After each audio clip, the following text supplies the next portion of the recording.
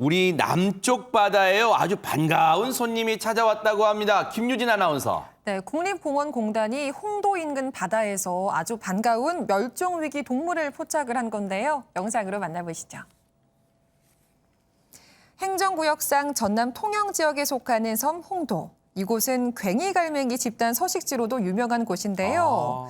홍도 앞 수심 12m 바닷속을 헤엄치는 이 동물이 오늘의 주인공인 푸른 바다 거북입니다. 어머 세상에 색깔 진짜 이쁘다. 그죠? 그러니까요. 가까운 미래에 멸종 위기에 처할 것으로 우려되는 야생 생물종으로 크기는 최대 2m, 몸무게는 200kg 정도라고 하는데요. 주로 열대나 아열대에 주로 서식하는 이 거북은 먹이 활동을 위해서 장거리 이동을 하는데 남해에 위치한 국립공원까지 올라왔다는 건 그만큼 이곳 해양 생태계가 잘 보존되고 있다는 간접적인 증거로 보인다는 게 전문가들의 설명입니다. 세상에 그러겠네요. 관련해서요. 전문가 얘기 들어보시고 이어가 보도록 하겠습니다. 열대나 아열대 지역에 주로 서식하는 푸른 바다 거북은 해수 온도가 상승하는 봄, 여름철에 우리나라 제주도와 남해안 바다에서 종종 발견되는데 한라산 국립공원에서 발견된 것은 이번이 처음입니다. 국립공원공단은 국제적 멸종위기 종인 푸른 바다 거북 보호를 위해 앞으로 분포 현황 파악 및 서식지 보존을 위해 지속적으로 조사 관찰을 할 계획입니다.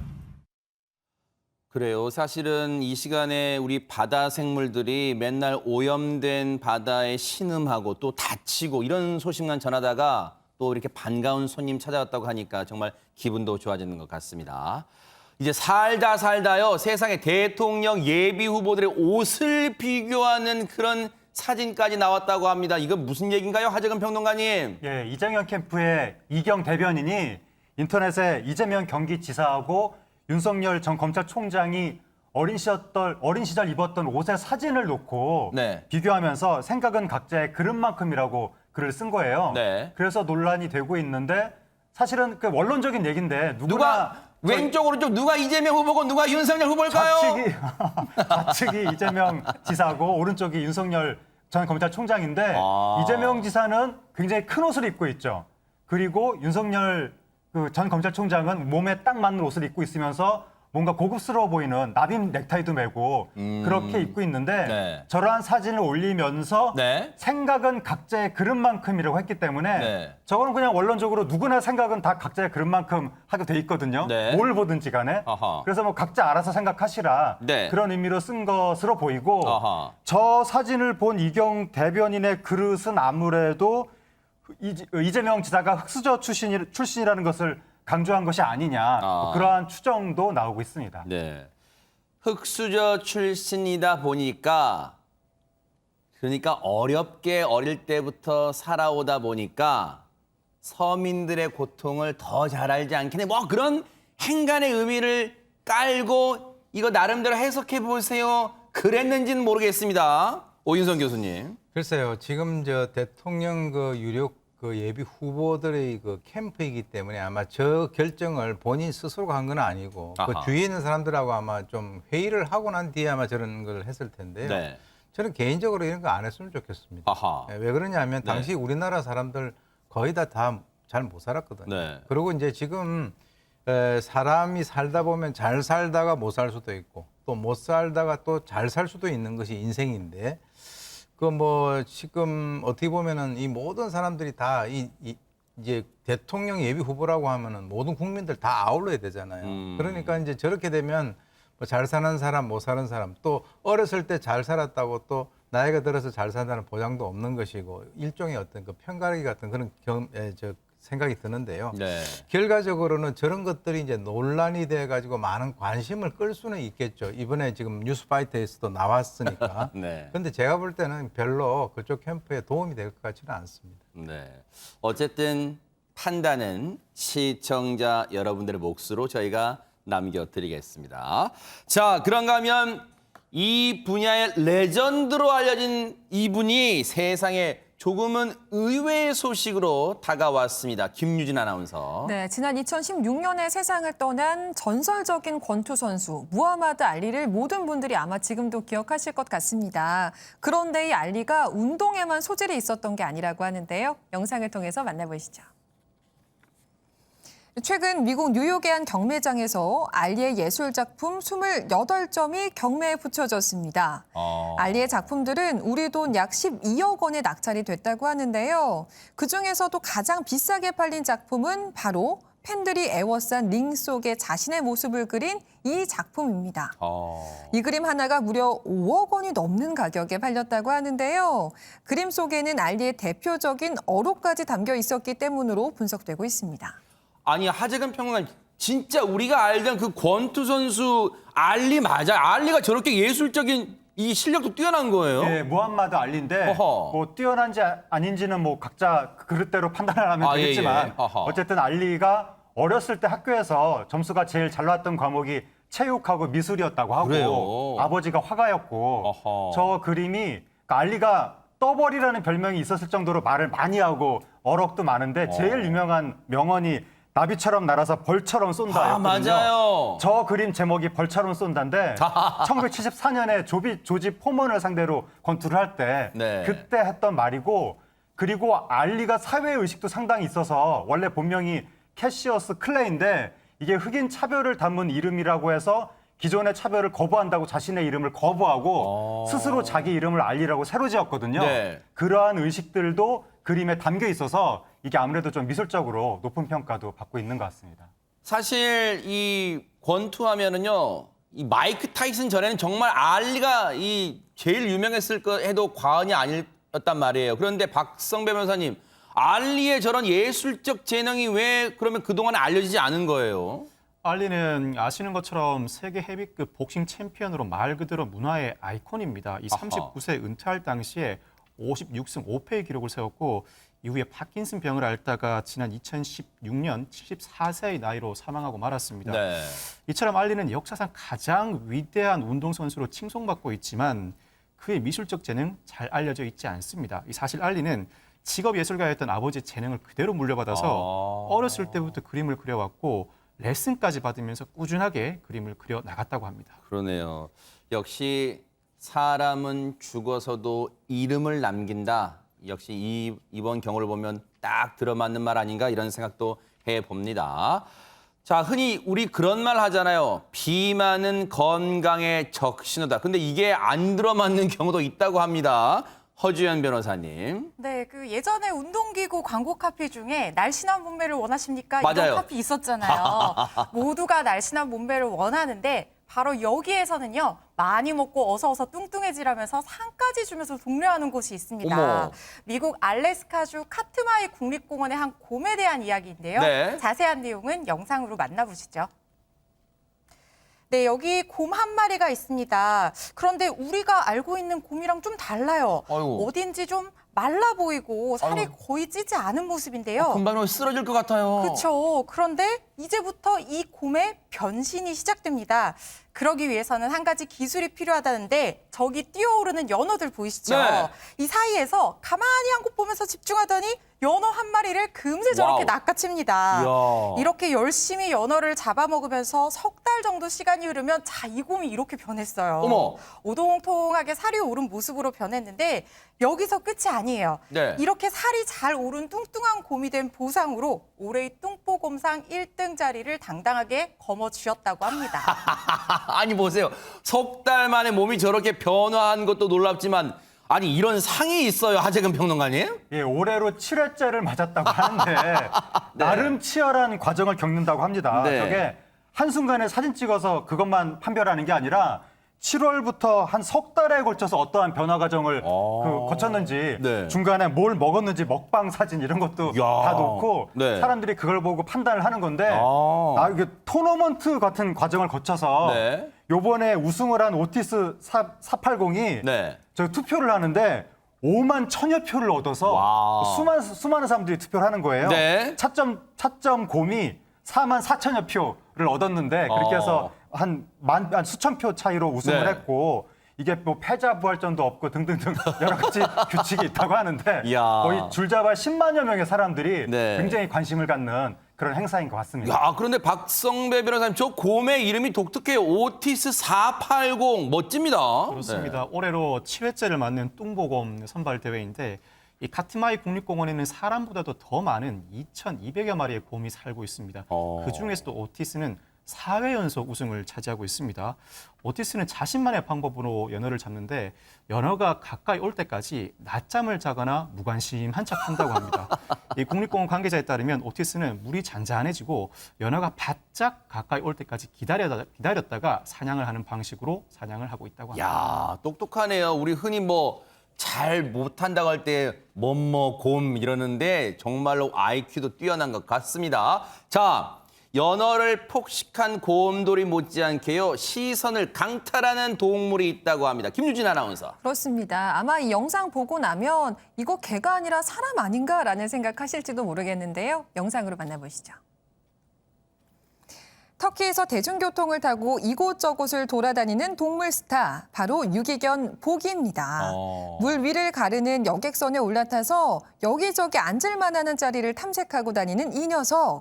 이 출근길 지하철 안에 우리 모습을 보는 것 같기도 한데요. 네. 등장만으로 모두의 주목을 받는 보기. 그렇게 한참 동안 배 이곳저곳을 누비다가 본격적으로 자리를 잡고 바깥 풍경을 즐기며 여유를 만끽합니다. 야. 승객들 사이에서도 어서 와, 동물 승객은 처음이지 하는 표정으로 전혀 위화감이 느껴지지 않는 익숙한 모습인데요. 네. 여객선과 버스, 지하철 등에서 유기견 보기를 봤다는 목격담이 이어지면서 현재 팔로워가 5만 명이 넘는 동물 스타가 됐다고 합니다. 야, 진짜로 가는 곳마다 사람들의 관심을 한몸에 받고 있어요. 관련 얘기 들어보시고 이어가 보도록 하겠습니다. 2 months ago, we have noticed a dog trying to use our trams, our metros, all our trains, and he knows where to go, he knows where to get out. So it was quite interesting, and we have started to follow him. And it was really an interesting pattern. It's something like that he knows where to go, and he has a purpose. Well, I believe he loves Istanbul. And he loves to travel, and he obeys the rules, so he waits out of the lines just like the other passengers, and after everyone gets out, he gets in the train and he has a special place. 하재근 평론가님, 놀랍습니다. 비록 무임승차는 합니다만 규칙을 잘 지키네요. 네, 정말 놀라운데 저 유기견 보기가 하루에 대중교통을 타고 한 30km 정도를 이동한다는 거예요. 그리고 선호하는 대중교통 그 수단이 지하철이랑 트램이라고 하는데 네. 정말 놀라운 게 현지에서 보기에 저 개가 아무렇게나 막 움직이는 게 아니라 네. 방향성과 목적이 있는 것 같다. 그러니까 그 목적지가 있는 것 목적지가, 같다고. 어허. 아니 그런데 사람도 지하철 트램 이런 거 목적지 찾아가려면 가끔가다 헤맬 때가 있는데 네. 어떻게 개가 그렇게 다니는지 너무 신기하고 네. 그리고 사람들이 지나가다 이제 너무 놀라울 거 아니에요. 사진 같은 거 찍으려고 휴대폰을 딱 갖다 대면 이렇게 빤히 쳐다보면서 포즈를 취해준다고 야, 하는데 네. 그것도 놀랍고 그런 모습을 통해서 수많은 사람들을 만나고 있는 거잖아요. 네. 그런 모습을 보는 사람들로 하여금 행복을 느끼게 하는 아하. 그러한 순간을 선사해주고 있는 것 같습니다. 그러니까요. 뭔가 좀 힐링이 되는 그런 느낌도 받습니다. 그런가 하면요. 유명 스타의 안타까운 소식이 전해졌다면서요. 박성배 변호사님. 그런데 그 스타는 사람이 아니라 아하. 콩고 민주공화국 비룬가 국립공원에 사는 한 고릴라입니다. 그래요? 하지만 이 스타 고릴라 이제는 더 이상 볼 수 없다고 하는데 무슨 일인지 영상과 함께 설명드리겠습니다. 스타고릴라요. 아하. 두 발로 비스듬히 차렷 자세로 서서 카메라를 응시하고 있는 마운틴 아이고. 고릴라 은다카시 마치 사람 같은 포즈를 취하고 어머. 관리인과 함께 찍은 이 사진으로 2019년 SNS에서 단숨에 인기 스타로 떠올랐습니다. 진짜. 이 은다카시는 2007년 생후 2개월 때 밀렵꾼에게 어미를 잃고 구조대에 의해 구출되었는데요. 이 비룬가 국립공원에서 사육사와 함께 10년 넘게 동고동락해 왔다고 합니다. 그런데 이 유명 스타가 얼마 전 그의 오랜 친구였던 사육사의 품에서 생을 마감하고 말았습니다. 야. 은다카시는 그동안 지병을 앓고 있었다고 하는데 장기간 투병 끝에 14세의 나이로 세상을 떠나고 말았습니다. 예. 14년만 살았어요. 그런데 앞서 이 포즈를 취한 사진 보면 진짜 우리가 저 고릴라 탈을 쓴 사람이 그냥 서 있는 거 아니야? 이거 아우 진짜 착각을 일으킬 것 같아요. 진짜 사람과 흡사하네요. 그런데 마지막 이 작별하는 세상과 작별하는 모습을 지켜본 사육사의 슬픔이 정말 컸을 것 같습니다. 하재근 평론가님. 네, 은다카 씨가 저 사진을 찍었을 때가 2019년인데 그 전에 2007년에 생후 2개월일 때 밀렵꾼한테 어미를 잃고 구출이 된 거예요. 그때부터 이제 사람이 보살펴 온 건데 세상에. 사육사가 10년 이상을 보살펴 온 거잖아요. 네. 그래서 사육사가 뭐라고 그랬냐면 은다카 씨를 아이처럼 사랑했다. 그가 가져다 준 행복에 영원히 감사한다. 세상에. 라고 이야기했고 네. 국립공원 측에서도 10년 이상 보살핌을 받아온 사랑하는 고릴라의 죽음을 알리게 돼서 정말 슬프다라고 애도했습니다. 그래도 저 사진 한 장이 있어서요. 많은 저 은다카 씨라는 고릴라를 사랑했던 많은 사람들이 영원히 또 기억할 것 같습니다. 너무 안타깝네요. 그런가 하면요. 세상에 소방대원들이 긴급 구조에 나섰다면서요. 김유진 아나운서. 그렇습니다. 미국 텍사스의 소방대원들 이야기인데요. 영상으로 바로 만나보시죠. 구조대원들이 파란 쇠파이프를 자르고 있는데요. 동시에 한 구조대원은 침착한 게 양손으로 무언가를 잡고 있습니다. 뭐죠? 마침내 파이프 절단에 성공한 구조대원들은 네. 액체로 된 윤활유를 파이프 주변에 바르는데요. 왜냐하면 이 좁디 좁은 파이프 속에 무언가 갇혀 있었기 때문입니다. 어머, 뭐가 있어요? 그것은 바로 다름 아닌 고양이였는데요. 아이고. 이 작은 고양이는 구조대원들 덕분에 몇 시간 만에 비로소 파이프에서 빠져나올 수 있게 됐습니다. 어머머머 세상에 진짜 우리나라뿐 아니라 정말 국적을 불문하고 소중한 생명도 구조하기 위해서 다 최선을 다하는 구조대원분들 정말 멋집니다. 예, 아마 저 고양이가 이제 전진기아는 있었는데 후진기아가 없었던 것 같습니다. 그래서 네. 지금 이제 이 구조대원들의 그 노력하시는 그 모습을 아마 보셨을 텐데 그 노력 덕분에 저 고양이는 무사히 이제 주인 품으로 이제 다시 돌아오게 됐는데 네. 저걸 보게 된 많은 누리꾼들이 정말 멋지다. 고양이를 구해줘서 고맙다 이런 얘기들 했는데 사실 미국 어린이들 같은 경우는 미래 하고 싶은 그 직업 중에서 굉장히 그 위에 있는 그 직업이 소방대원이에요. 그래요? 예, 그래서 그 지역에서 상당히 존경받는 그런 그 직업인데요. 그대로 그 어떤 진가를 보여준 것 같습니다. 네. 참 생명은 소중하다 다시 한번 느꼈습니다. 그런가 하면요. 자식을 위해서는요. 엄마는 못할 게 없는 것 같습니다. 허주연 변호사님. 네, 브라질의 한 20대 여성이요. 아들과 함께 사진을 찍기 위해서 이 독특한 행동을 했습니다. 자세한 내용을 담은 영상부터 같이 보시죠. 네. 네, 누워서 메이크업 받고 있는 이 여성. 매끈하게 화장한 얼굴에 점점 갈색 칠을 입히기 시작합니다. 아이고 왜 그래요? 그러더니 얼굴 절반이 검은색 칠로 뒤덮이게 되는데요. 네. 자세히 보니 메이크업 아티스트가 보고 있는 저 사진 속 저 아이 얼굴에 똑같은 모습의 반점이 있습니다. 이 사진 속 주인공이 바로 태어날 때부터 얼굴 절반에 반점이 뒤덮인 채 태어난 이 여성의 아들인데요. 이 아들을 위해서 엄마가 똑같은 모습으로 특별히 분장을 한 거예요. 세상에. 엄마 모습을 본 아이, 신기하고 기분 좋은지 저렇게 이리저리 만져보다니 같이 활짝 웃었다고 하네요. 처음에는 글쎄요, 뭐 새로운 화장법인가 해서 유심히 봤는데 사연을 듣고 보니까 참 오윤성 교수님, 저 엄마는 아이가 태어났을 때 참 고민도 많았을 것 같다는 생각도 듭니다. 네, 지금 이제 저 그 여성의 이름이 그 캐롤리나라고 하는 여성인데요. 2017년에 이제 저 아이 엔조를 낳았을 때 처음에는 그 의사들이 그 아이의 얼굴 갖다가 이 산모한테 안 보여줬다고 합니다.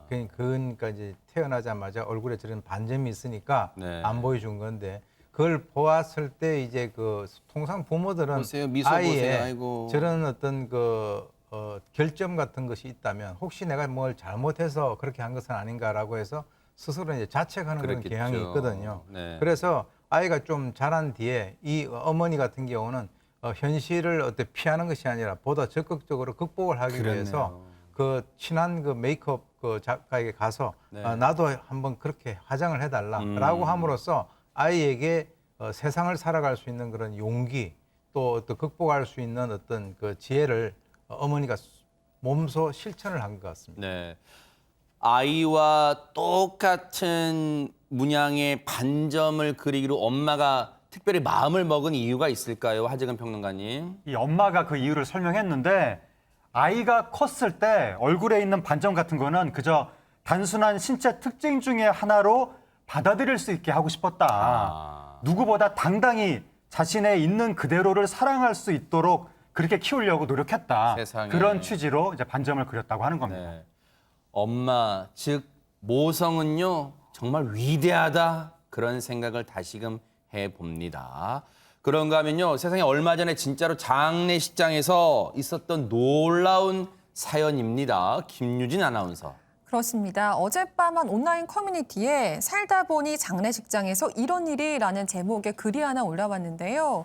글쓴이는 늦은 밤에 전 직장 동료의 모친상 소식을 듣고 조문을 갔는데 유족들이 장례식장으로 어머님이 돌아가시기 전에 찾으셨던 음식인 된장찌개와 닭볶음탕을 배달을 시킨 걸 알게 됐습니다.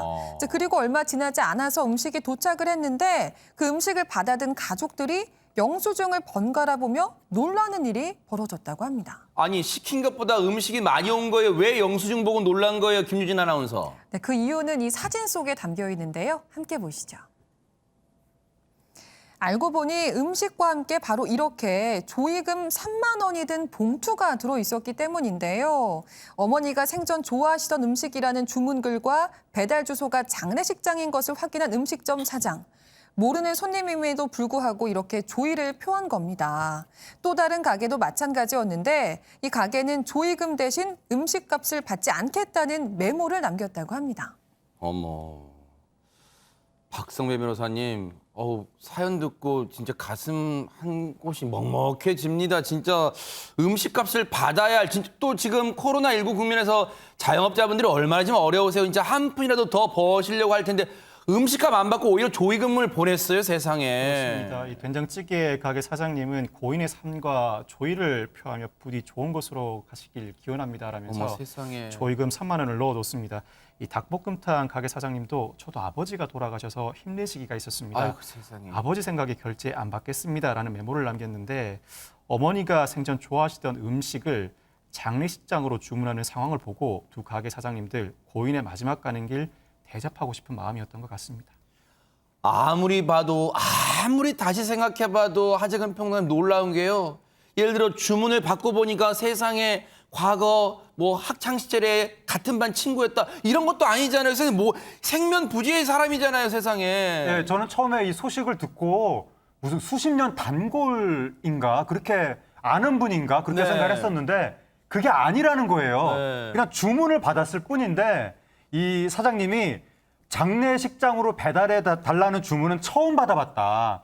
그리고 사정이 이제 느껴져서 아예 결제 금액을 안 받고 싶었는데 혹시 내가 결제를 안 받으면 고객한테 알림이 가서 따로 연락이 올까 봐 그럼 이제 일이 좀 커지니까 그냥 조용히 일단은 결제를 받은 대신에 당시 지갑에 있던 돈을 꺼내서 조의금으로 보내드린 것이다 라고 이야기를 했고 그러면서 이제 언론 매체가 취재를 했거든요. 근데 매체한테 뭐라 그랬냐면 식당이 어디인지는 밝히지 말아달라 이렇게 얘기를 한 거예요. 세상에. 그러니까 이 기사를 보고 네티즌들이 일단 10시간 동안 추천이 1,400개가 나왔고 댓글이 아직 세상은 따뜻하다. 그러니까요. 마음이 참 너무 감사하다. 이런 반응들이 나왔습니다. 그 요청대로 저희도 이 음식점이 어디인지 뉴스파이터 제작진도 처음에는 취재를 해보려다가 그 뜻을 소중하게 여겨서요. 저희도 그만 멈췄는데 이 업주분들, 사장님들은 아마 방송 보고 계실 수도 있어요. 정말로 정말로 감사드립니다. 아직은 우리가 여전히 살만하구나. 그 마음을 느끼게 해주셨어요. 정말 정말 감사드리고요. 그리고 가족을 여의신 분 정말로 심심한 위로와 또 이 조의를 표하도록 하겠습니다. 오늘도 우리의 코로나19와의 사투는 계속되고 있습니다. 김유진 아나운서. 네, 오늘 0시 기준으로 코로나19 신규 확진자 수는 2,176명입니다. 지금 95일째 네 자릿수 확진자가 나오고 있고 그제부터는 3일째 2,000명대 확진자가 발생하고 있는 상황인데요. 네. 이 중 전체의 77%가 서울 등 수도권에서 발생을 하면서 지금 걱정을 키우고 있는 상황인데 이런 가운데 내일부터 또 한글날 연휴가 시작이 되잖아요. 석 달째 지금 4차 대유행이 이어지고 있는 상황에서 연휴를 또 거듭해서 맞게 되면서 네. 뭔가 이 확산에 기름을 붓게 되는 것은 아닐까 하는 우려도 나오고 있습니다. 그래서 오늘 김부겸 총리도 걱정과 우려 섞인 당부의 얘기를 전했는데요. 들어보시고 이어가 보도록 하겠습니다. 한글날 연휴가 내일부터 시작됩니다. 지난 개천절 연휴에도 직전 주말보다 41%나 많은 탐방객들이 국립공원을 찾았습니다. 고속도로도 추석 연휴 때와 같은 비슷한 통행량을 기록했습니다. 아직 4차 유행이 지속되고 있는 상황임을 감안하셔서 언제 어디서나 개인 방역 수칙을 꼭 지켜주시기를 거듭 부탁드립니다. 안 그래도 조금 전에 뉴스파이터 들어오기 전에 뉴스를 봤는데요. 오윤성 교수님, 이번에 한글날 연휴 맞아서 오늘 김포공항에서 비행기 타신 분들이 지난번 개천절 연휴 때보다 지금 많답니다, 세상에. 그렇습니다. 지난 그 개천절 연휴에 그 고속도로 이동량을 보니까 지난번에 추석 때 그 수준 정도가 됐었고요. 따라서 지금은 이제 어떻게 보면 더 말씀하신 대로 늘어날 수 있는 그 가능성이 더 크기 때문에, 왜 그러냐면 이번에 이제 9일날 시작이 되는 한글날 연휴 같은 경우는 특히 지금 이제 단풍놀이 시즌이지 않습니까? 그렇기 때문에 지금 뭐 인구 이동이라든가 모임이 늘어날 것으로 이제 정부도 걱정을 하고 있고요. 특히 이제 그 상당히 그 신경을 갖다 곤두세우고 있는 그런 상황입니다. 네. 따라서 이제 주요 명산이라든가, 즉 다시 말해서 단풍놀이를 좀 겨냥을 해서 명산 또는 국립공원 입구에다가 선제적 진단 검사를 받을 수 있도록 한 10군데 정도의 임시 선별 검사소를 그 설치를 해놓고 이달 13일부터 다음 달 중순까지 한시적으로 운영을 할 예정이라고 하니까 자관 뭐 이번 기회에 이것이 확산되는 것이 아니라 좀 더 줄어들 수 있는 그런 계기가 됐으면 하는 그런 바람입니다. 그러니까요. 사실 연휴가 걱정될 수밖에 없는 게요. 여러분 기억하실 거예요. 지난 추석 연휴 때도 이 노마스크 파티를 한 외국인들의 그 영상이 공개되면서 공분을 키웠잖아요. 하재근 평론가님. 네, 지난달 18일부터 21일까지 인천의 사승봉도, 승봉도 그 지역에서 외국인 70여 명이 텐트를 20여 개를 줄줄이 쳐놓고 노마스크 파티를 벌였다고, 음악을 크게 틀어놓고 라고 해서 이 모습이에요? 아하. 네, 그때 저게 논란이 되면서 관련 청원까지 올라왔거든요. 그때 저러한 일탈 행위를 버젓이 전시 자랑하는 사람들이 처벌도 받지 않고 행위를 이어나가는 모습을 볼 때 상당한 박탈감과 분노를 느낀다고 하면서 저런 사람들을 처벌해달라고 청원글이 올라왔었습니다. 네.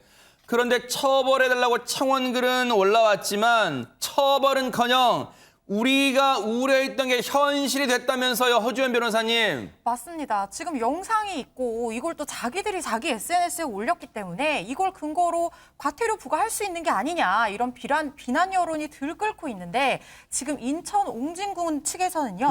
지침상 이 경미한 방역 수칙 위반 같은 경우에는 현장 단속이 원칙이라는 거예요. 그래서 지난달 21일에 이미 이 외국인들이 섬을 다 떠난 상태이기 때문에 현실적으로 과태료를 부과하기가 힘들다, 이런 입장을 고수하고 있는 상황입니다.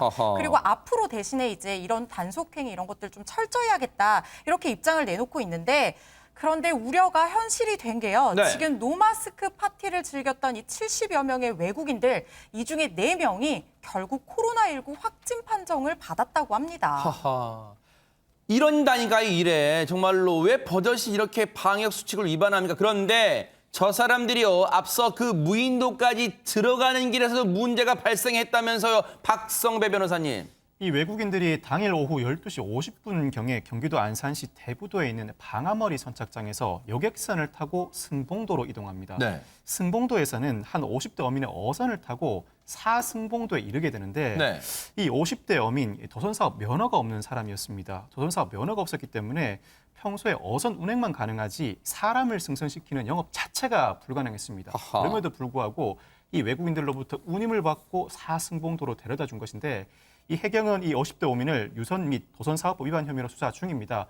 혹여 평소에도 같은 행위를 반복했는지 여부를 조사할 예정입니다. 참 진짜 총체적 난국입니다, 진짜. 그런데 방역의 어떤 긴장감이 정말로 곳곳에서 느슨해지고 있는 거 아닌가 우려가 커질 수밖에 없어요. 그런데 이런 가운데 어제요, 한 배우가 방역 수칙을 어겼다는 얘기가 들려왔습니다. 하재근 평론가님. 최진혁 씨가 지난 6일 오후 8시 20분쯤에 서울 강남구의 어느 유흥 주점에서 술자리를 갔다가 적발된 거예요. 저 사람이 최진혁 씨입니까? 그렇습니다. 그런데 유흥 주점이 이번에 사회적 거리두기 4단계에서 집합 제한 대상입니다. 그래서 영업이 금지된 상태인데 불법 영업을 하다가 요번에 저 연예인을 비롯해서 최진혁 씨를 비롯해서 손님 접객원 등 50여 명이 무더기로 적발됐습니다. 야, 이거 진짜 왜 이럽니까? 이에 대해서 지금 최진혁 씨는 뭐 입이 10개라도 할 말 없을 것 같은데요. 김윤진 아나운서. 네, 하지만 최진혁 씨는 자신의 SNS에 이런 해명글을 올렸습니다. 밤 10시까지 운영되는 술집이라는 지인의 말만 믿고 안일하게 판단한 자신의 불찰이다. 그러면서 면목이 없다 이렇게 반성의 글을 올린 건데요. 소속사 또한 최진혁은 이 술집이 불법으로 운영되고 있는 곳인지 미처 알지 못했다. 밤 10시 전까지 자리하는 건 문제가 되지 않는다고 오해했다. 이렇게 해명을 했지만 변명의 여지가 없다는 걸 알고 있다며 모든 활동을 중단하고 자숙하겠다는 입장을 밝혔습니다. 저 해명 보세요. 일단 아니랬다는 것은 인정한다는 거예요. 그리고 보세요. 앞서 얘기 보면 그곳에 왜 갔는가 이유를 밝히는데 지인과 조용히 대화할 곳을 찾다가 예전에 뭐 어떤 연예인도 저런 비슷한 변명을 내놓은 게 있는데 조용히 대화할 곳이 저곳밖에 없습니까, 오윤성 교수님? 집으로 가야죠. 허허, 네. 조용히 대화를 하려면 지금 이제 사실 그 연예인들 같은 경우는 뭐 사회에 알려져서 뭐 준공인의 성격을 가지고 있고 사회적 영향력도 대단하죠. 그리고 이제 광고를 한다든가 이런 여러 가지 얼굴이 알려져 있기 때문에 지금 이제 저분이 얘기하는 불법으로 운영되는 곳인지를 몰랐다. 저 10시 이전이기 때문에 괜찮은 줄 알았다라고 하는 이것을 우리가 이제 선의로 그렇게 수용을 한다 하더라도 결과적으로는 본인 입장에서는 뭐 본인이 밝혔습니다만 부끄럽다, 미처 챙기지 못했다 이런 식으로 해서 모든 어떤 활동에서 또 이제 또 일시적으로 또 다 이렇게 정지가 되는 그런 상황 아니겠습니까? 네. 그래서 사실 저런 일들이 뭐 이절만 하면 한 번씩 이렇게 더 터지는데 사실 저런 것들을 보고 다른 연예인 분들도 저렇게 되면 저런 상황이 된다라고 하는 사실에 대해서는 좀 명심을 하셔야 될 것으로 봅니다. 그러니까요. 유명인들은요. 유명하다고 교만해지지 말고 그 유명인이라는 그 호칭의 무게감을 정말 느껴야 될 것 같습니다. 반성하길 바랍니다. 그런가 하면 우리가 기대하면서도 우려하는 거 이제 한 달쯤 뒤면 시작이 된다는데요. 얘기 먼저 들어보시고 이어가 보도록 하겠습니다.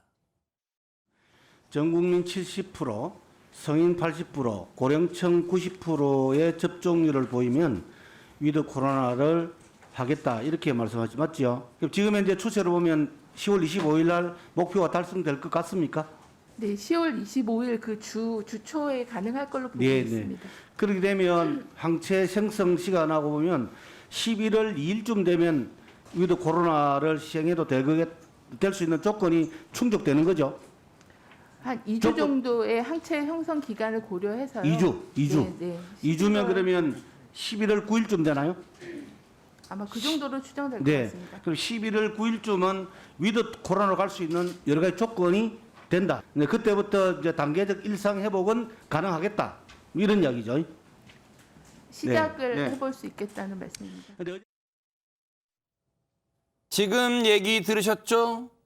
정은경 청장으로부터 다음 달 9일, 그러니까 11월 9일이면 김유진 아나운서 무엇을 해볼 수 있다는 건가요? 위드 코로나라고 해서 생활 방역으로 좀 전환이 될 수도 있다라는 이야기가 나온 겁니다. 지금 들으신 것처럼 정부는 오는 25일이면 전 국민의 70% 정도가 백신 접종을 2차까지 완료할 것으로 보고 있는데요. 그렇기 때문에 2주의 항체 형성 기간을 고려하면 다음 달 9일이 단계적 일상 회복으로 전환이 가능한 시점이 되는 겁니다. 아하. 이때부터 일명 위드 코로나가 시작이 되면 뭐가 달라지느냐? 네. 먼저 첫 번째로는 방역 시스템이 전환이 됩니다. 아하. 지금은 신규 확진자 수에 좀 초점을 맞추고 있다면 이때부터는 중증 환자와 치명률 쪽으로 관리에 초점이 바뀌게 되고요. 두 번째로는 식당이나 카페 등 이런 생활 방역에 있어서도 대폭 규제가 완화될 수 있습니다. 네. 또 세 번째로는 논란이 있긴 합니다만 백신 패스가 도입이 되면서 네. 접종 완료자들에게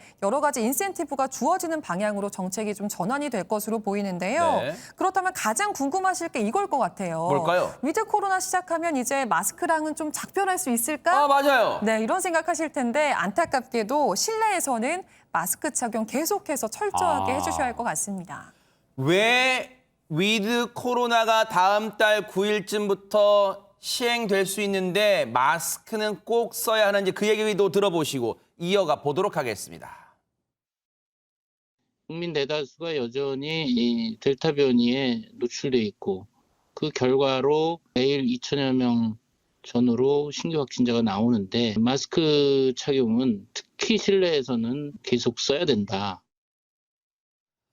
자, 위드 코로나 소식이 들려오니까 아마 방송 시청하시는 분들 중에 그럼 나도 백신을 맞아야겠다 이런 생각하시는 분들 많을 텐데 그럼 언제 빨리 예약해야지 이런 분들 많으실 거란 말이에요. 허지원 변호사님. 네, 그런 분들 많으실 거고 또 그동안 사실 예약 기간이 있었어도 이 인터넷 활용이 좀 서툴렀던 고령층 분들이나 아니면 생업에 바빠서 이 기간이 정해져 있었기 때문에 이 기간을 놓친 분들이 계셨는데 이분들 백신 접종이 한결 수월해질 전망입니다. 왜요? 다음 주 월요일이죠. 11일부터 이 18세 이상 미접종자라면 누구나 사전 예약 없이 의료기관을 방문해서 당일 백신 접종이 가능해지게 됐는데요. 어머, 그래요? 미접종자한테 신속하게 접종할 수 있는 기회를 제공하고 특히 또 이 중증 위험도가 높은 60세 이상 고령층 분들이 접종을 많이 해야 좋으니까 이제 고위 접종률을 높이기 위한 조치인데요. 네. 일단 미접종자가 방문을 원하면 일단 방문 전에 의료기관에 전화를 하셔서 접종 가능 여부를 문의를 하셔야 돼요. 네. 그러면 희망자가 있으니까 이 의료기관에는 방문 당일에 백신 접종하고 남은 잔여량이 있잖아요. 아하. 이걸 활용해서 우선 접종을 하게 되고요.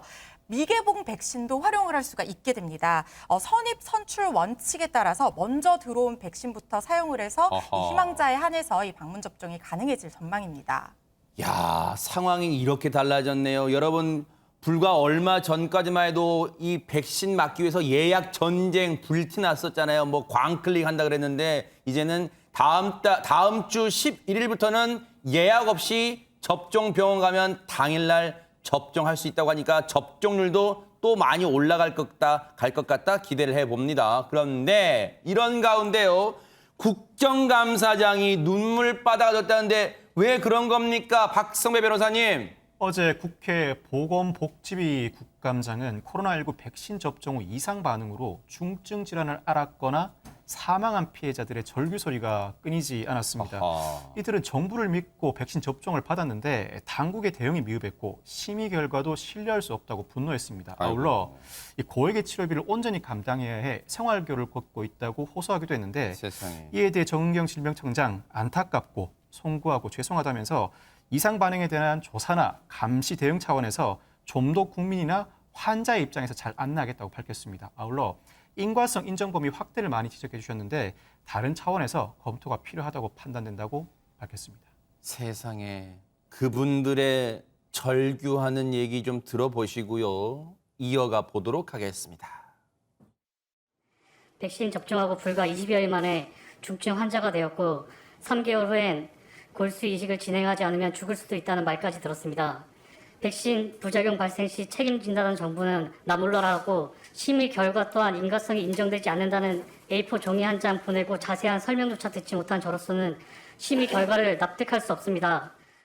화이자 2차 접종 10일 만에 길랑발해라는 희귀병에 걸리셨고 사경을 헤매시다 사지마비, 호흡마비, 물 안 먹고 말 한마디 못하는 식물인간처럼 7월부터 중환자실에 갇혀 계십니다. 기절질환 탓으로 몰아버리는 질병청은 해명해 주십시오.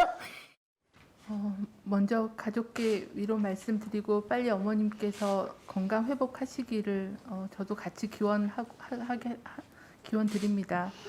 저희가 절차상에 많은 부족함과 미흡함이 있었다고 생각합니다. 그런 부분들은 신속하게 개선하도록 하겠습니다. 그리고 지원에 대해서는 좀 더 다른 관점으로의 방안을 찾는 그런 게 필요할 것 같아서 그 부분은 정부 내에서 논의를 하도록 하겠습니다. 물론 백신 접종 후에 오는 이상 반응으로 인한 이런 심각한 상황 정은경 청장 개인의 탓으로만 돌릴 수는 없겠죠. 중요한 건 이 이상 반응과 이 심각한 상태에 빠졌을 때 정부는 한결같이 백신 접종으로 인한 이상 반응의 관계성, 이 관련성을 이 인과관계가 밝혀지지 않았다? 이 답변으로만 그냥 치부해 왔습니다. 정말 저들의 절규요, 귀담아 들으시고 그리고 차제에 그래서 백신 패스도 그냥 무작정 도입보다는 반드시 공론화 과정을 좀 거쳐서 납득할 수 있는 방안을 내놓기를 기대해 보도록 하겠습니다. 양심도 버리고 차량도 버린 파렴치한이 촉발됐다면서요, 김유진 아나운서. 네, 어제 새벽 서울 강남 한복판에서 차량과 오토바이가 정면으로 충돌하는 사고가 있었습니다. 당시 상황 영상으로 준비했는데요. 함께 보시죠. 서울 삼성중앙역 인근 사거리입니다. 흰색 차량 한 대와 맞은편에서 오던 배달 오토바이가 강하게 부딪히는 모습을 볼 수 있었는데요. 그 충격으로 오토바이 운전자가 도로 위에 쓰러져 있습니다. 아이고, 어떡해요. 이 차량 운전자는 즉시 차를 세우고 쓰러진 오토바이 운전자에게로 다가가는 모습인데요. 네. 그런데 오토바이 주변을 서성이기만 하더니 아무런 구호 조치도 하지 않는 그런 모습입니다. 119 전화 안 하고 뭐해요? 그러니까요. 오히려 지나가던 다른 시민이 차를 세우고 오토바이 운전자의 상태를 살폈는데요. 네. 신고를 받고 경찰이 이후 급히 출동을 했지만 이미 차량 운전자는 사고 현장에 차만 고스란히 놔두고 자취를 감춘 뒤였습니다. 아니, 지금 저 사고 이 주변 보세요. 여기저기 흩어져 있는 파편이 당시의 참혹한 상황을 말해주는데, 아니 그럼 저 차량 운전자 슬금슬금 보더니 그냥 현장에서 내빼인 거예요, 허준 변호사님? 맞습니다. 지금 사람이 저렇게 쓰러져서 다친 상황인데도 아무런 구호 조치를 취하지 않고 그대로 달아났어요. 이게 사고가 굉장히 컸습니다. 이게 정면 충돌을 했기 때문에 아이고. 피해 정도도 아주 심각했는데 배달 오토바이는 사고 충격으로 굉장히 심하게 파손이 됐고요. 차량도 앞부분과 유리창이 지금 굉장히 많이 파손이 됐어요. 세상에. 오토바이 운전자 30대 남성이었는데 네. 머리를 크게 다쳐서 병원으로 이송이 됐는데 중상은 입었지만 다행히 생명에는 지장이 없는 상태라고 합니다. 그런데 이 상대 차량 운전자 굉장히 이상한 행동을 보였잖아요. 네. 심지어 지금 자기 차량도 버리고 그대로 도주를 했거든요. 근데 이 차가 보통 차가 아니에요. 고성능 슈퍼카, 누구나 이름만 대면 알만한 아주 비싼 수억 원을 호가하는 고성능 슈퍼카였습니다. 이 슈퍼카 특수한 구조를 가지고 있어서 그 견인하는데 10시간이 넘게 걸렸다고 합니다. 세상에, 저 차량, 이 차입니다. 저 차량, 저 범퍼가 저렇게 부서지고 차량도 당시 앞유리가 저렇게 이 부서진 걸로 봐서는 충격의 강도가, 오토바이 운전자 충격 강도가 어느 정도인지 짐작할 수 있잖아요. 그런데 지금 저 차량을 버리고 도주했어요. 저 차량 견인에 10시간 이상 걸린 이유 한번 들어보시고 이어가 보도록 하겠습니다. 너무 고가인 차다 보니까 저희 경찰 견인차로는 이동을 하면은 차체가 도로에 긁히기 때문에 고가의 차량을 이동시킬 수 있는 사설 견인차를 좀 기다리다 보니까 좀 늦었습니다. 세상에, 저 양심불량 파렴치범이 나중에 잡히더라도 내 차 왜 긁어놨어요 할까봐 경찰도 세상에 견인할 때 조심조심 할 수밖에 없었다는 얘기잖아요. 그런데 저런 고가의 수억 원대 고가의 차만 굴리면 뭐합니까? 양심 상태가 지금 썩었는데요. 하정은 평론가님. 그러니까요. 비싼 차 좋아하는 마음은 있으면서 양심은 부족했던 건지 도무지 이해가 가지 않는데, 저 이른바 슈퍼카라고 하는데 저렇게 고가의 차를, 저 차량의 운전자가 지금 40대 남성으로 추정이 되고 있습니다. 아하. 현재 휴대전화를 끄고 잠적한 상태라고 하는데 네. 그런데 차주하고 운전자가 동일 인물인지는 아직까지 밝혀지지 않았습니다. 아하. 다만 저 차량에 전화번호가 적혀 있었는데 그걸로 확인을 해보니까 거기서 확인된 인물이 유명 자동차 업체 대표고 과거에 언론에도 출연한 적이 있었다고 하는데 네. 그 대표가 저 운전자하고 확실한 동일 인물이 맞는지는 네. 또 조사를 해봐야 될 것 같습니다. 글쎄 뭐 이거 박성배 변호사님, 저 동일 인물인 것을 밝혀내는 건 그다지 뭐 복잡한 작업은 아닐 것 같아요. 운전자는 사고를 낸 직후에 짧은 시간에 상당한 고민을 한 것으로 보입니다. 고민 끝에 차를 운전해 도주할 경우에는 도주 경로가 그대로 노출돼 금세 검거될 것이다. 그렇다면 차는 두고 나만 도주하는 것이 낫다는 판단을 한 것으로 보이는데, 차를 두고 도주한다고 금세 검거되지 않는다? 착각입니다. 이 경찰은 차적 조회와 CCTV 등을 통해서 주거지와 도주 경로를 이미 파악했습니다. 운전자로 추정되는 40대 남성의 가족을 통해 출석 통보를 해둔 상황인데 일단 특가법상 도주치상 혐의 적용을 검토 중이지만 음주 가능성도 열어두고 수사 중입니다. 진짜 타조 같네요, 저 사람. 무슨 뜻인지 아실 거예요, 여러분. 타조란 동물은요, 자기 머리만 구석에 숨기면 안 들킬 거라고 생각한대요. 타조 같은 행동이잖아요. 저 차 버리고 도망가면 못 잡을 줄 알아요? 경찰이 지금 맹추격 중이라는데요. 들어보시고 이어가 보도록 하겠습니다. 음주운전이라든지 약물운전까지도 다 검토할 예정입니다. 근데 아직 지금 저희들한테 연락도 안 오고 그래서 연락이 안 되면은 법이 허용하는 한도 내에서 체포영장 발부받아서라도 체포하려고 생각하고 있습니다. 근데 신병은 확보하더라도요, 오윤성 교수님 걱정되는 게 나중에 잡으면 음주 여부를 못 밝혀낼 것 같아요. 네, 지금 이제 경찰이 일단 그 운전자가 방문을 했던 그 장소라든가 그 동선을 따라서 뭐 CCTV라든가 블랙박스 전부 다 지금 확보를 하고 있는 그 중이고요. 그리고 이제 저거 이외에도 다른 그 법규를 위반한 사항은 없는가 지금 이제 살펴보고 있는 중입니다. 그런데 저런 상황이 되게 되면 통상 이제 그 위드마크 공식이라고 하는 것을 우리가 사용을 해서 음주를 어느 정도 했는가를 확인하는 방법이 있습니다. 그래서 이제 음주운전을 하게 되면 그 사고 발생 뒤에 시간이 많이 경과를 해가지고 이 운전자가 술에서 깨어버리든가 아하. 그리고 이제 한계 수치 이하가 돼버리면 처벌할 수가 없지 않습니까? 네. 그런데 그것을 가지고 이제 그 추정을 할 수 있는데 현실적으로는 그렇게 쉽지가 않아요. 왜 그러냐면 법원에서는 당시에 이 사람의 체중이라든가 또는 뭐 성별, 어떤 술을 마셨고 도수가 어느 정도 됐고 양이 어느 정도 됐고 이런 것들을 굉장히 엄격하게 적용을 하기 때문에 그래서 사람마다 또 이게 취하는 것 어떤 정도가 다 다르지 않습니까? 네. 그래서 이제 그렇게 쉬운 것은 아니지만 지금 제가 봤을 때는요. 지금 조금 전에 이제 경찰관이 그 언급을 하셨는데 왜 저 상황에서 고가의 차를 버리고 저렇게 현장을 갖다가 이탈했을까? 뭔가 그 순간에 자신에게 자기가 그대로 있는 것이 유리할까? 아니면 여기를 떠나는 것이 유리할까? 이것을 따져봤을 텐데요. 네. 약물 검사도 아마 포함을 해서 네. 한번 조사를 해볼 필요가 있다라고 봅니다. 그러니까 이 캥기는 구석에 있는 사람, 있는 듯한 이 사람 반드시 검거해서 모든 걸 실체를 밝혀주길 기대해 보도록 하겠습니다.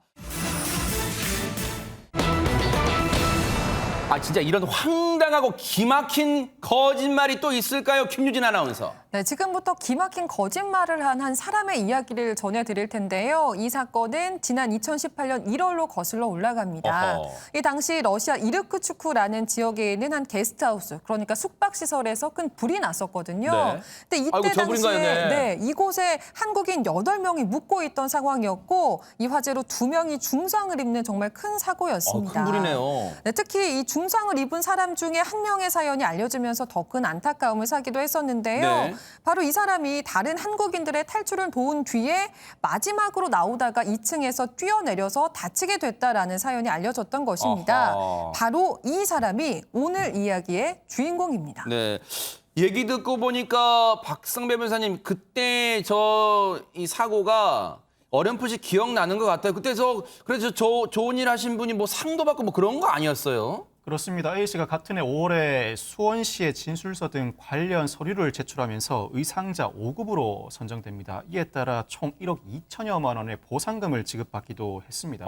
이뿐만 아니라 이 수원시 선행시민 표창을 받기도 했고 한 대기업으로부터는 올해의 시민 영웅으로 뽑혀서 상금을 타기도 했습니다. 야, 그러니까 이 위험을 무릅쓰고 좋은 일을 하니까 여기저기 또 이제 뭐 보상금도 받지만 여기저기 또 인터뷰했던 기억도 나요. 하재근 평론가님. 예, 2018년 당시에 저 A 씨가 여기저기 매체에 출연해서 인터뷰를 했던 거예요. 네. 그때 인터뷰를 했던 내용이 자신이 불이 났다는 걸 초기에 알고 7명의 탈출을 도왔다. 야. 근데 다른 사람들을 돕다 보니까 내가 맨 마지막에 남겨져서 나가려고 했더니 출입구가 불에 타서 그래서 2층에서 뛰어내렸다라고 자신의 영웅담을 스스로 이야기했었습니다. 네.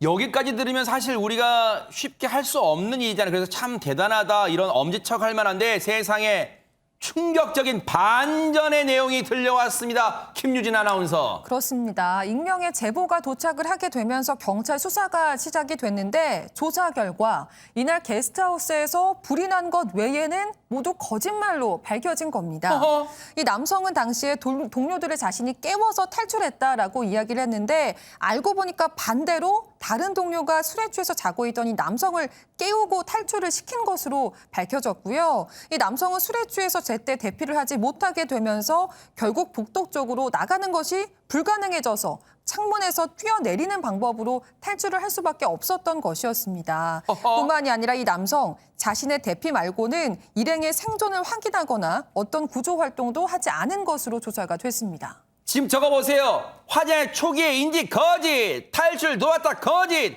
다른 방에 들어가서 생존 여부 확인했다 거짓. 참나 진짜 이렇게 다 거짓이에요. 박성배 변호사님 이런 진짜 심지어 A 씨는 이 사건을 책으로 담아 출간하기도 했고 여러 언론을 통해 인터뷰를 하기도 했습니다. 그 내용을 종합하면 대략 이런데 갑자기 1층에서 불이 났고 건물 바깥으로 뛰쳐나가고 싶었지만 다시 숙소 통로로 들어와서는 방에서 잠을 자고 있던 남학생을 깨워서 먼저 대피를 시켰다. 본인은 2층 창문으로 뛰어내리고자 고민을 했지만 고민하다가 당장 뛰지 않으면 죽을 것 같다는 생각에 창밖으로 뛰어내려서 겨우 목숨을 구했다는 겁니다. 네. 이뿐만 아니라 모든 언론에서 시선이 쏠리자 자신의 SNS를 통해서 재활 모습을 꾸준히 보여주기도 했습니다. 하하, 정말로 어처구니가 없습니다.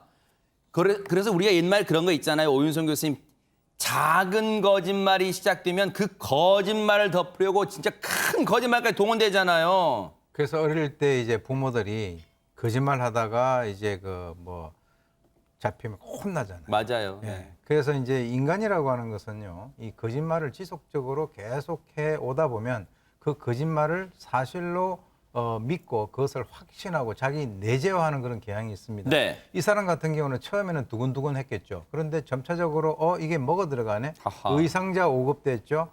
1억 2천만 원 탔죠. 선행 시민 됐죠. 시민 영웅 됐죠. 그러니까 우쭐해진 거예요. 그래서 사실은 이제 이때쯤 되면은 본인이 인터뷰를 거절하고 조용히 어떻게 보면은 이렇게 숨어서 살아야 되는데 이 사람의 관종 심리를 자극을 한 것 같습니다. 그래서 이 아이템을 가지고 좀 더 정거 확대를 한번 해보자. 돈도 벌고 책도 쓰고 SNS에다 올리고 사업도 확장하고 이렇게 이제 된 건데 사실 꼬리가 길면 밟히지 않습니까? 이 세상이 그렇게 호락호락한 건 아니죠. 아니 그러면 허주원 변호사님, 이 사람이 애초에 없던 말을 끄집어낸 거짓말한 이유가 대체 뭘까요, 그러면? 결국 돈 때문이었어요. 그러니까 이 사람이 지금 여행자 보험에 가입을 하지 않고 이 여행을 떠났던 겁니다. 그러니까 이 치료비를 자비로 전액 부담을 해야 되는 상황이었던 거죠. 그래서 이게 안 되니까 이제 의사상자로 선정이 되면 나오는 보상금 있잖아요. 그걸 노린 거예요. 근데 그러니까 함께 여행 간 일행들을 자기가 탈출시키느라 부득이하게 창문 밖으로 뛰어내릴 수밖에 없어서 다친 거다. 이렇게 꾸며 의사상자 인정 신청을 하기로 마음을 먹었는데 이게 굉장히 또 치밀했던 게 이걸 목격한 사람들의 증거가 있어야 되잖아요. 그래서 이것까지도 꾸며냈어요. 그러니까 진술서, 일행들한테 목격자 진술서를 써주면 보험사에서 돈을 받을 수 있는데 이게 병원비만 1,000만 원 가까이 받을 수 있다 이렇게 얘기를 하면서 같은 방에 있던 사람을 깨워서 탈출시키고 다른 일행들의 아니까지 모두 확인하느라 자기가 늦게 탈출했다 이런 내용의 목격자 진술서까지 받아서 제출을 했다고 합니다.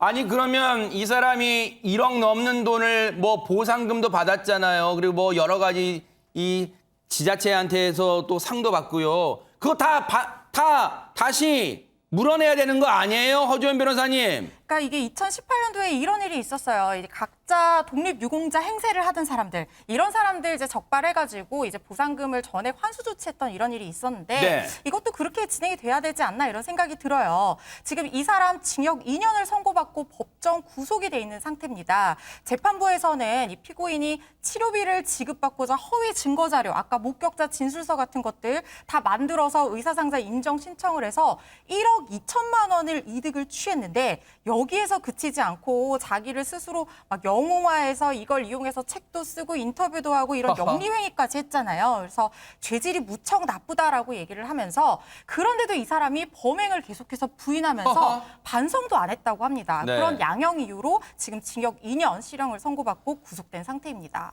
정말 나쁜 사람들이에요. 왜냐하면 이런 소식이, 이런 충격적인 반전이 전해지면 우리들로 하여금 이제 남을 못 믿게 되잖아요. 그런 사회를 만든단 말이에요. 정말로 징역 2년도 정말로 너무 낮은 형량이다 이렇게 생각하시는 시청자분들도 많으실 것 같습니다. 괘씸합니다.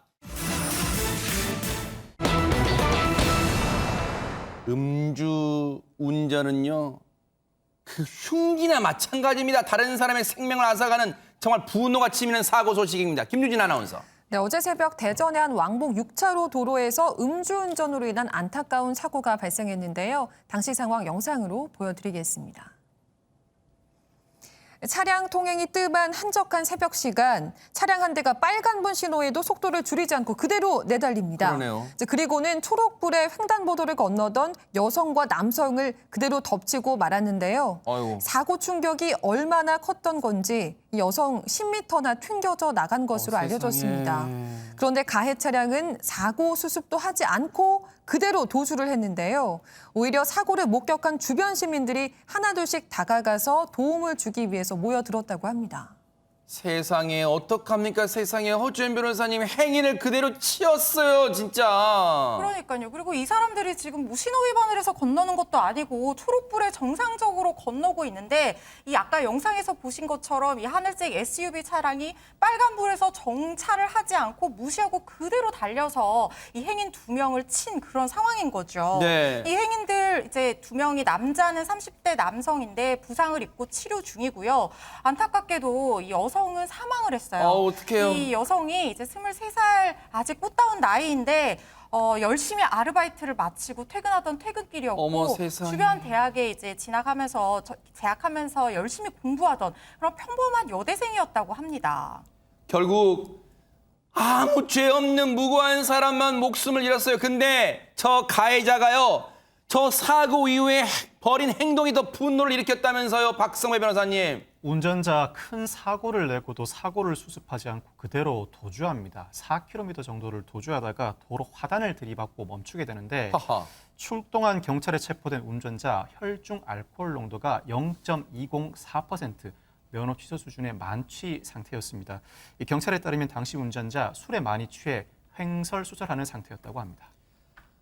분노가 침입니다. 분노가 치밀어요. 세상에 왜 음주, 술을 마신 뒤에 운전대를 잡는 거예요. 하재근 평론가님, 무고한 정말로 열심히 사는 분들 꼭 진짜 왜 하늘도 무심합니다. 열심히 사는 분들을 왜 이렇게 일찍 데려갑니까? 하재근 평론가님. 아니 음주운전 하면 안 된다고 그렇게 수많은 매체에서 계속 얘기하고 많은 국민들이 거기에 대해서 분노하고 계속해서 지적을 하는데도 불구하고 왜 음주운전을 계속하는지 도무지 이해가 되지 않고, 이게 지금 숨진 그 여대생 같은 경우에 신호도 잘 지키고 건너가고 있었는데 얼마나 이게 날벼락이 벌어진 겁니까? 그리고 그런 일을 저질렀으면 그 자리에 내려서 구호 조치를 해야지 왜 또 구호 조치를 안 하는지.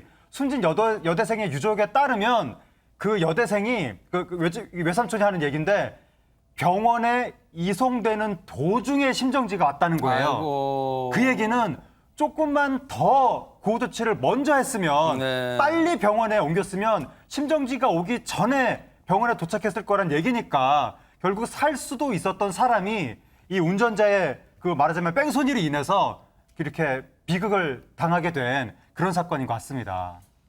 사실은 지금 순간에 유족분들에게 뭔가 전후 사정을 말씀을 요청드리는 게 참 송구한 일입니다만, 저희가 그래서 그 결례를 무릅쓰고요, 유족분들 얘기를 들어봤습니다. 들어보시고 이어가 보도록 하겠습니다.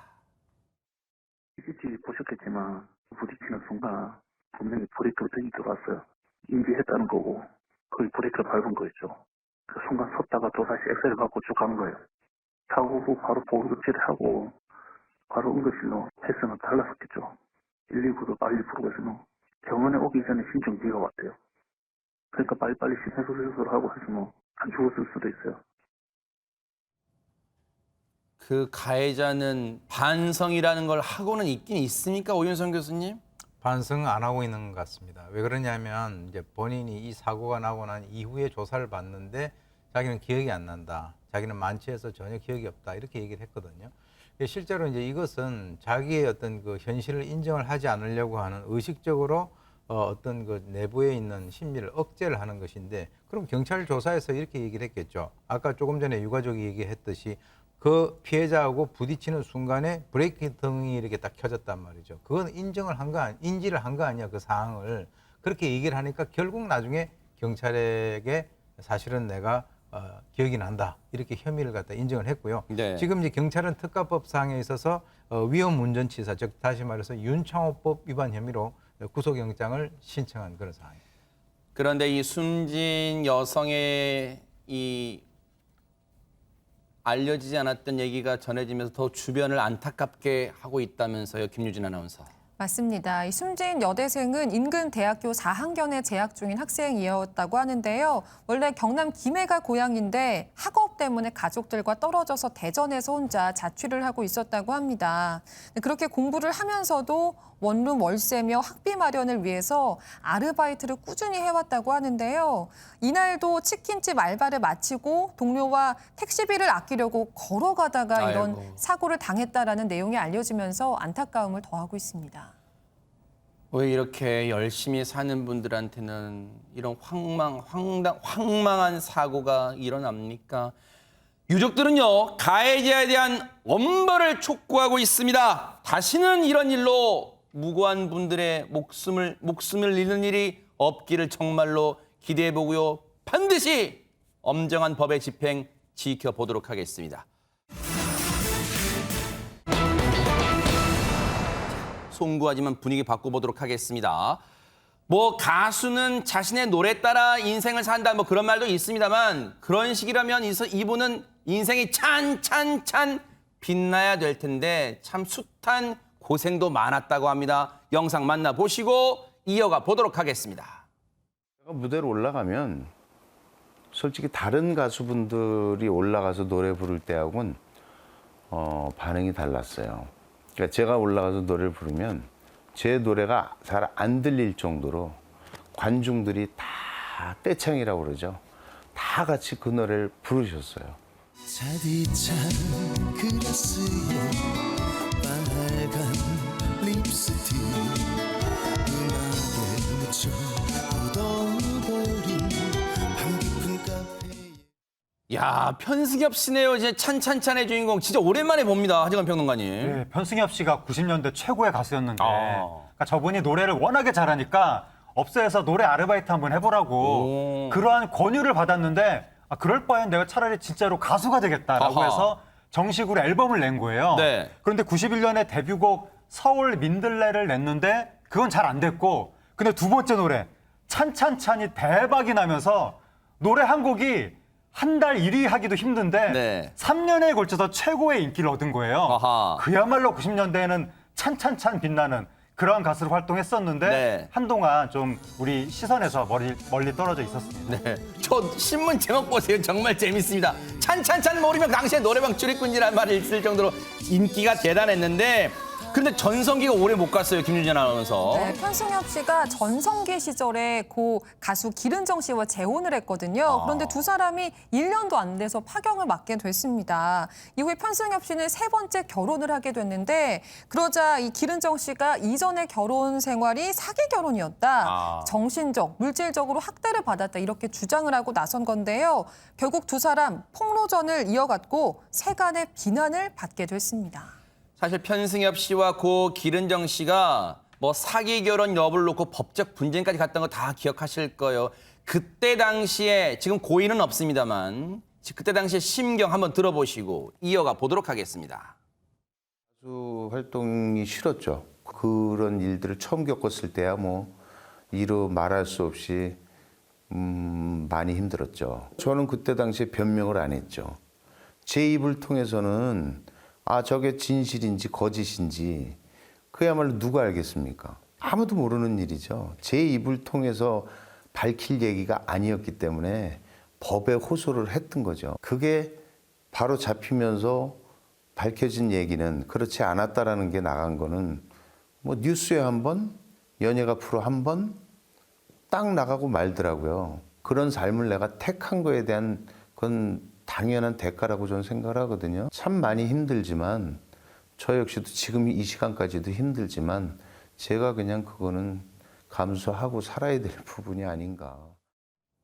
고 기른정 씨와 이 벌였던 공방, 법적 분쟁 그러면 결과가 어떻게 됐습니까? 허주연 변호사님. 보니까 이게 지금 기른정 씨, 고 기른정 씨가 명예훼손을 했다 이런 혐의가 유죄로 인정이 돼서 징역 7개월을 1심에서 선고를 받았습니다. 네. 1심에서 이제 밝힌 판결 이유를 보면 편승엽 씨는 고통을 받고 있는데 기른정 씨는 반성의 뜻이 없다 이런 이유를 밝히기도 했는데 근데 이제 고 기른정 씨는 생각이 좀 달랐던 것 같아요. 1심 선고 당시에 편승엽한테 사과할 수 없다 뭐 이런 입장을 밝히기도 했다고 합니다. 네. 그리고 이제 편승엽 씨는 그 이후에도 진실이 밝혀졌는데 뭐 실형까지 살아야 되냐 이런 의사를 밝히면서 기른정 씨의 어떤 처벌 불원 의사를 피력하기도 했다 이렇게 전해지는데 근데 이제 아무래도 연예인이다 보니까 한번 구설에 오르고 난 뒤에 이게 진실이 어떻든 간에 이미지 회복을 한다는 게 참 힘들잖아요. 네. 그래서 편승엽 씨도 이제 사건 이후에 네. 자기를 욕하고 싫어하는 사람이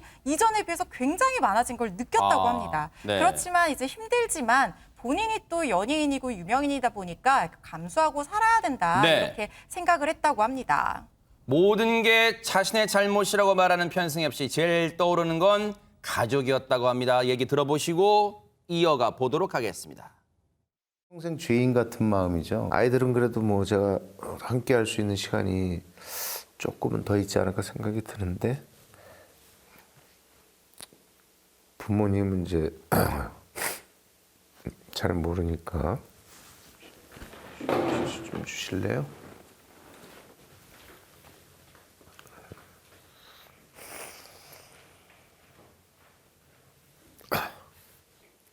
안 울어야지 하고 왔는데 제가 원래 눈물이 많아요.